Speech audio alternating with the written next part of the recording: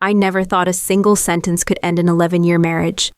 But that's exactly what happened the night I told my best friend that being around my husband felt like watching someone apologize for existing. I was 28 when I met Kenneth at a community center volunteer event. He was 31, methodical in the way he sorted donated clothes, and possessed this gentle manner that made people immediately trust him.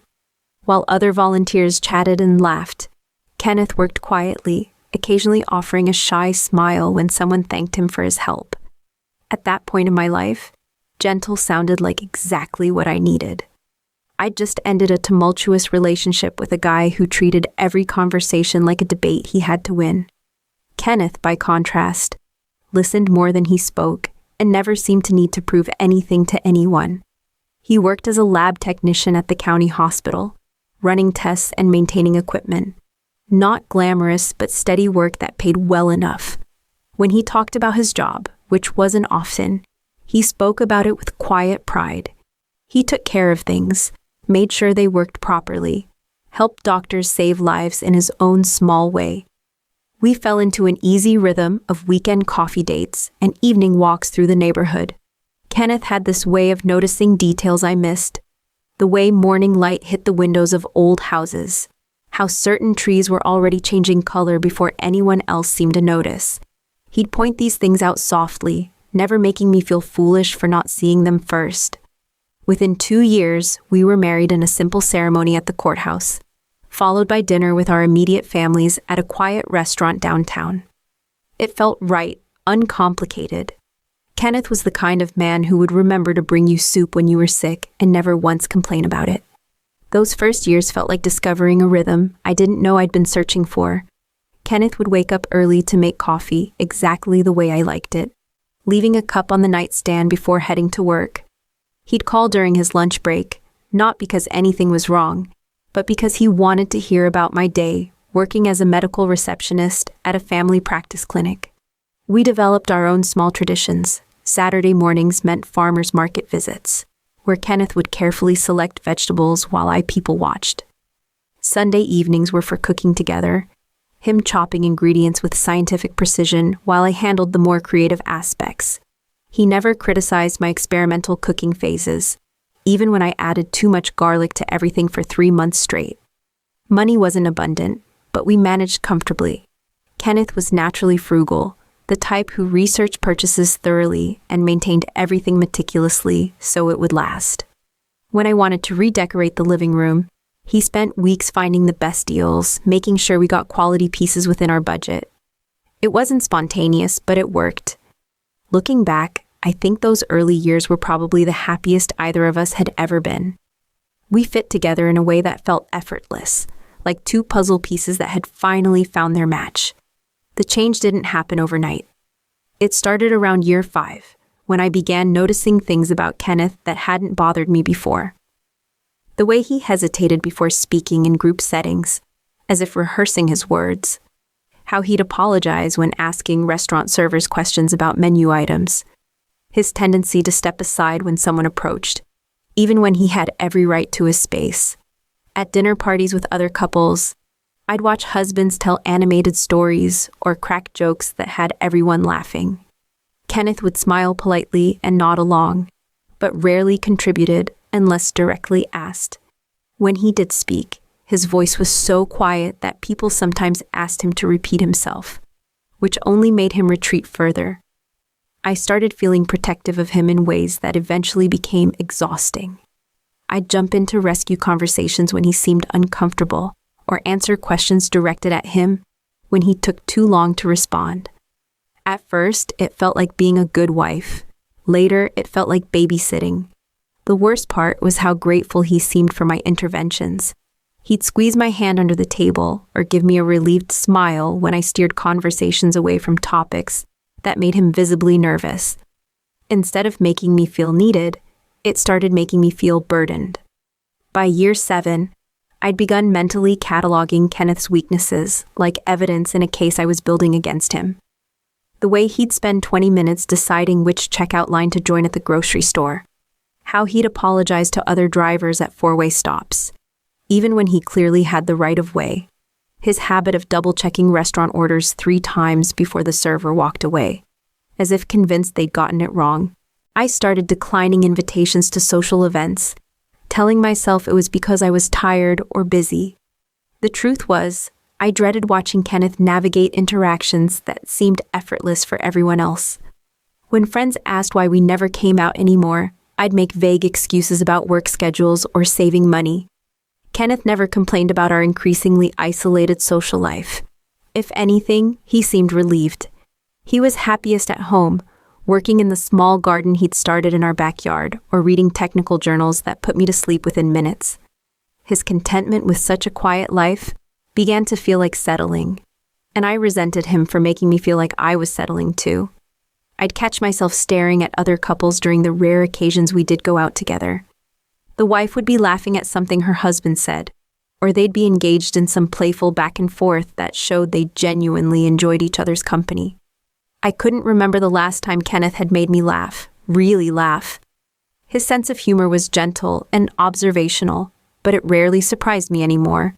Conversations between us became increasingly functional.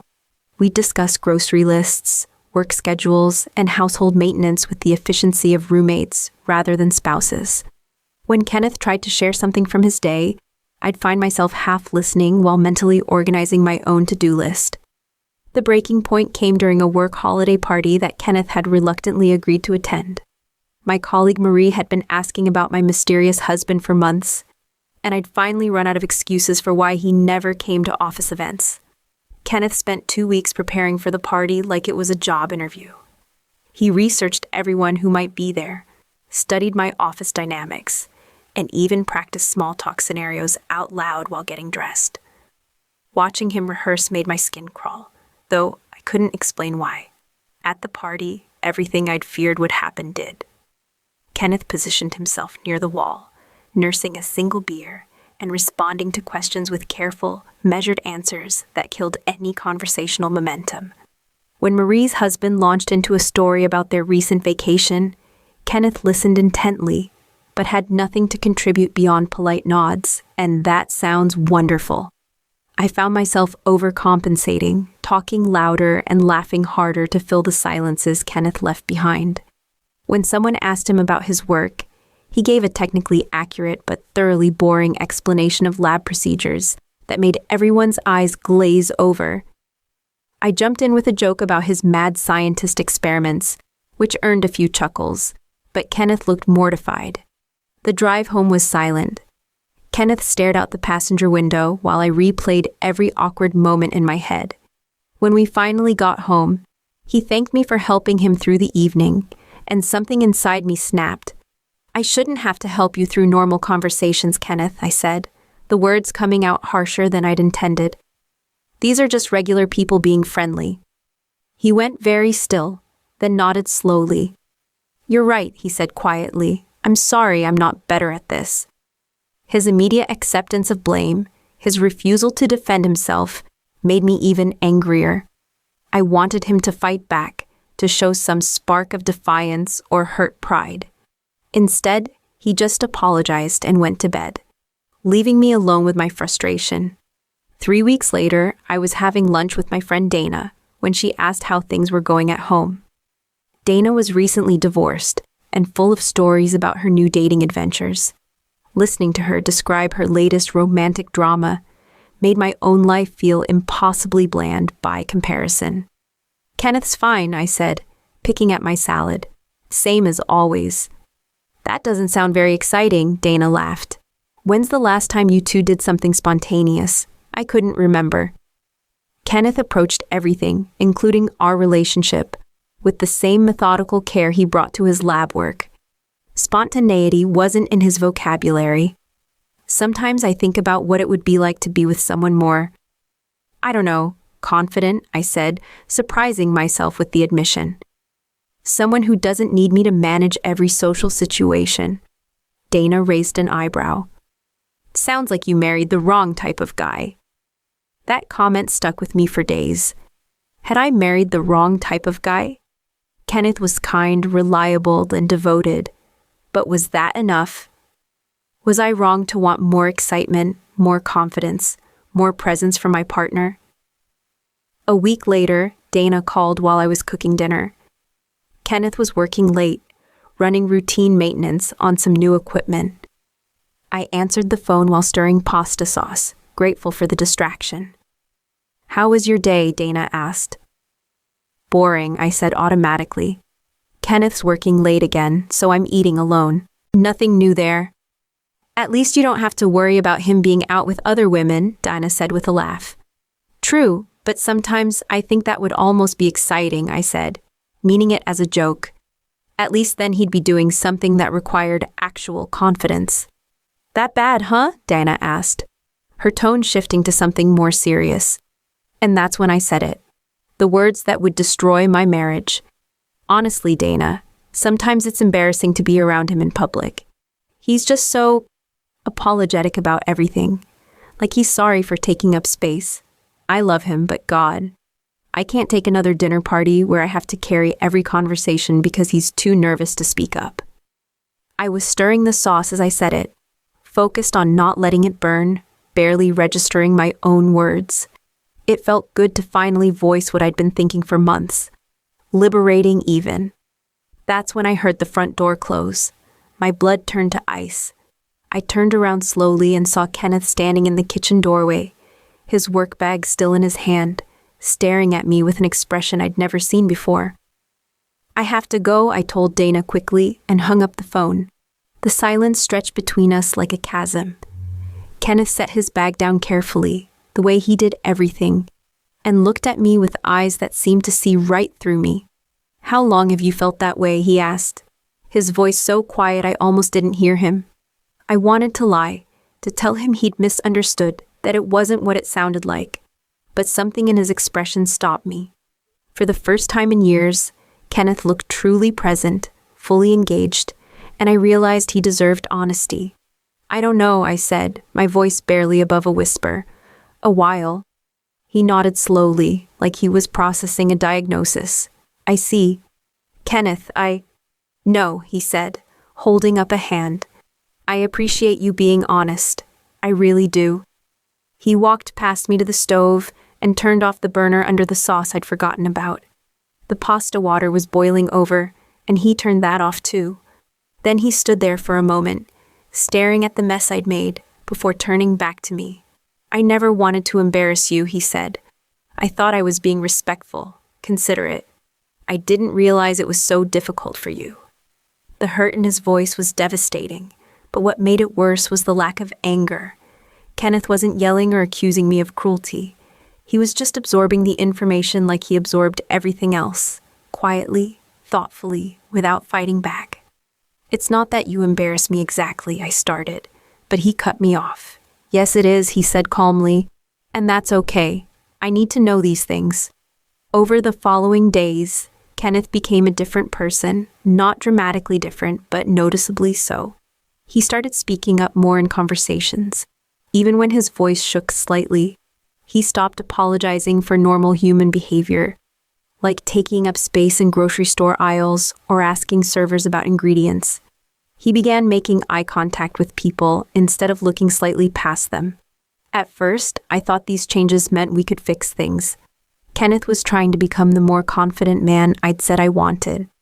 But instead of bringing us closer together, his efforts created a strange distance between us. It was like watching someone perform a version of themselves, and knowing you were the reason for the performance made it unbearable. 2 months after that awful phone call, Kenneth started going out more, not with me, with colleagues from work I'd barely heard him mention before. He'd come home with stories about after-work drinks or weekend hiking trips, speaking with an animation I hadn't seen in years. "How was your evening?" I'd ask when he returned from these outings. "Good," he'd say, and then actually tell me about it. Not in the halting, apologetic way he used to share things, but with genuine enthusiasm. He'd met interesting people, had engaging conversations, tried new restaurants I'd suggested months ago, but which he'd always found reasons to avoid. The changes in him were undeniable. He carried himself differently, spoke more clearly, seemed to take up the space he'd always been entitled to. He was becoming the man I'd claimed to want. But instead of feeling vindicated, I felt increasingly obsolete. One evening, he mentioned having dinner with someone named Clara, a nurse practitioner from the hospital who'd recently joined their department's safety committee. "She's really smart," Kenneth said, cutting vegetables for the salad with his usual precision. "She has all these ideas about improving patient communication protocols." We ended up talking for 3 hours. 3 hours. I couldn't remember the last time Kenneth and I had talked about anything for 3 hours. The realization hit me like a physical blow. "That's nice," I managed to say. "She wants me to present some of our ideas to the department head next month," Kenneth continued. "Apparently, I have valuable insights about laboratory efficiency that could be applied more broadly." He said this matter-of-factly, but I could hear the pride underneath. Someone was valuing his expertise, encouraging him to share his knowledge, making him feel important. All things I'd stopped doing years ago. As Kenneth became more confident and socially engaged, I found myself retreating. The irony wasn't lost on me. I'd spent years wishing he would change. And now that he had, I felt like I was losing him. Our conversations became stilted in a new way. Kenneth would share stories about his expanding social life, while I had little to contribute beyond work gossip and complaints about household tasks.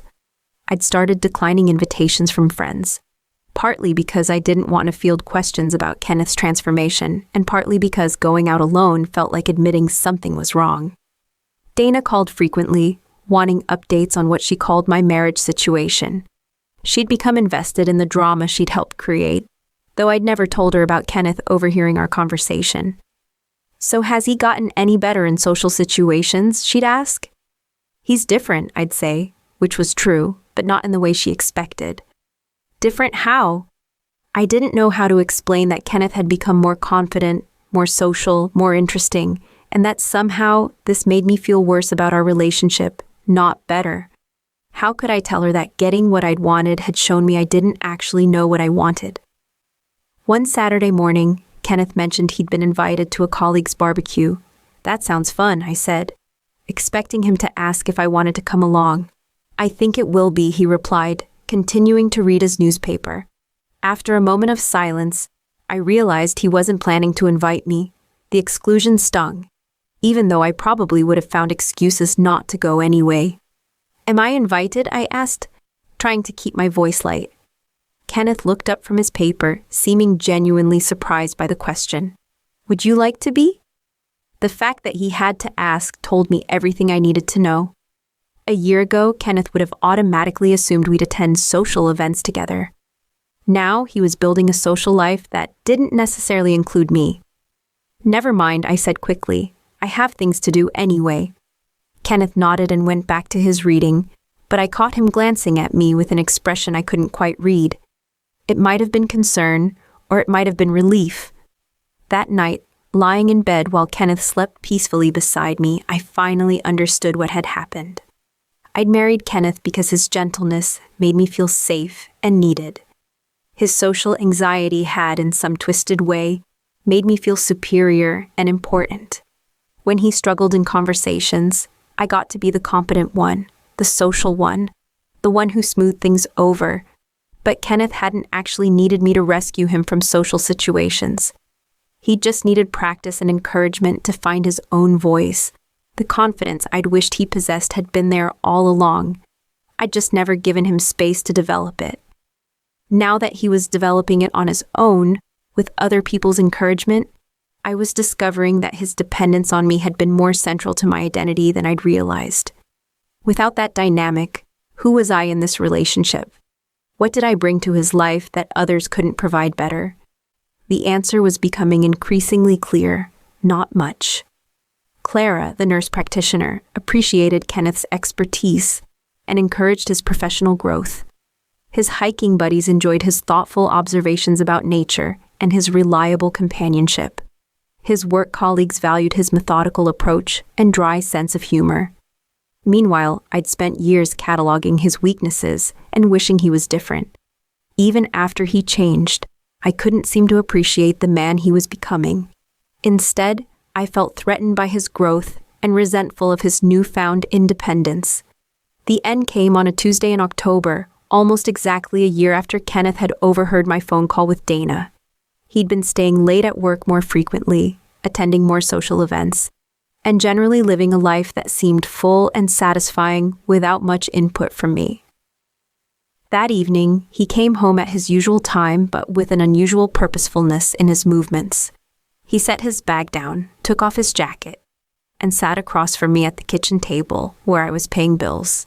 "Sasha," he said, using the tone he reserved for serious conversations, "I think we need to talk." "About what?"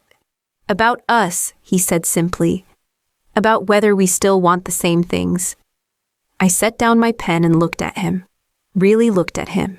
The man sitting across from me bore little resemblance to the nervous, apologetic person I'd married. His shoulders were straighter, his eye contact was direct, and when he spoke, he didn't sound like he was asking permission to exist. "What do you mean?" I asked, though I knew exactly what he meant. "I mean, I've been thinking about what you said last year, about being embarrassed to be around me. And I realized you were right. I was apologetic about everything, afraid to take up space, afraid to be myself around other people." He paused, gathering his thoughts with the same careful consideration he brought to everything else.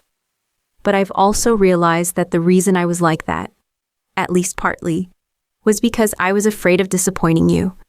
I was always trying to be invisible, to not cause any problems, to not give you any reason to be frustrated with me. And in trying to avoid disappointing you, I ended up disappointing both of us." The accuracy of his assessment left me speechless. These past months, I've remembered what it's like to just be myself without worrying about whether I'm being too much or too little of anything. And the thing is, Sasha, I like who I am when I'm not trying to manage your expectations. His words cut deeper than any accusation could have. He wasn't angry or cruel. He was just stating facts. "I don't think either of us is happy in this marriage anymore," he continued. "We've grown in different directions, and that's nobody's fault. But I don't think we can go back to how things were, and I'm not sure we want to move forward together either." I wanted to argue, to tell him we could fix things, that we could find our way back to each other. But sitting there, looking at this confident, articulate man who seemed so sure of himself, I realized I didn't know how to love this version of Kenneth. I'd fallen in love with someone who needed me, and this man clearly didn't need anyone. "What are you saying?" I asked, though I already knew. "I'm saying I think we should get divorced," he said gently. "I think we should both have the chance to find someone who loves us as we are, not as potential projects to be improved." Kenneth moved out 3 weeks later, into a small apartment closer to his work. The process was remarkably civilized. We divided our possessions with the same methodical care Kenneth brought to everything else, and he helped me figure out how to manage the household tasks he'd always handled. The divorce was finalized. Kenneth asked for very little, just his personal belongings and half of our modest savings. He wanted to make things as easy as possible, which was typical of his thoughtful nature but also made me feel worse about how everything had ended. The hardest truth I had to face was that I'd been the problem in our marriage, not Kenneth. His social anxiety hadn't been a character flaw that needed fixing. It had been a manageable aspect of his personality that many people, including Clara, found endearing rather than embarrassing. I'd turned his gentleness into weakness, his thoughtfulness into indecision, his preference for meaningful over flashy interactions into social inadequacy. I'd created a narrative where he was the problem that needed solving, when the real problem was my inability to appreciate who he actually was. Looking back, I can see that Kenneth had tried to tell me he was unhappy, not through dramatic confrontations, but in the quiet ways that matched his personality. He'd grown distant, not because he'd stopped caring, but because my constant subtle criticisms had made him afraid to be himself around me. The changes he made after overhearing my phone call hadn't been about becoming a different person. They'd been about finding the courage to be himself despite my disapproval. And once he'd found that courage, he'd realized he didn't want to spend his life with someone who needed him to be different to love him. I lost a good man because I couldn't see his worth until it was too late. Kenneth wasn't the exciting, confident partner I thought I wanted, but he was loyal, kind, intelligent, and deeply caring. He would have spent his life trying to make me happy if I'd let him, but I was too busy cataloging his perceived failures to notice all the ways he succeeded. The man I'd found embarrassing turned out to be someone others valued and respected. His quiet observations weren't boring, they were thoughtful. His careful approach to decisions wasn't indecisive, it was responsible. His gentle nature wasn't weakness, it was strength under control. I'd married Kenneth because his stability made me feel secure, but I'd never offered him the same security in return. Instead of being his safe harbor, I'd become another source of judgment he had to navigate. No wonder he'd grown distant. The saddest part is that if I'd put half the energy I spent wishing Kenneth was different into appreciating who he actually was, we might have had a beautiful marriage. If I'd encouraged his strengths instead of focusing on his perceived weaknesses, he might have found his confidence within our relationship instead of outside it. Now, 2 years after our divorce, I'm still learning to recognize the difference between settling and appreciating. I'm trying to understand why I'd needed Kenneth to be something he wasn't instead of loving him for what he was. I'm working on becoming the kind of person who can see value in gentleness, who can appreciate thoughtfulness over flashiness, who can recognize that confidence comes in many forms. It's too late for Kenneth and me, but maybe it's not too late for me to learn how to love someone properly. Maybe it's not too late to become worthy of the kind of steady, genuine love Kenneth offered, and I was too foolish to treasure. Sometimes the person who needs to change isn't your partner, it's you. And sometimes you only figure that out after you've lost the very thing you should have been protecting all along.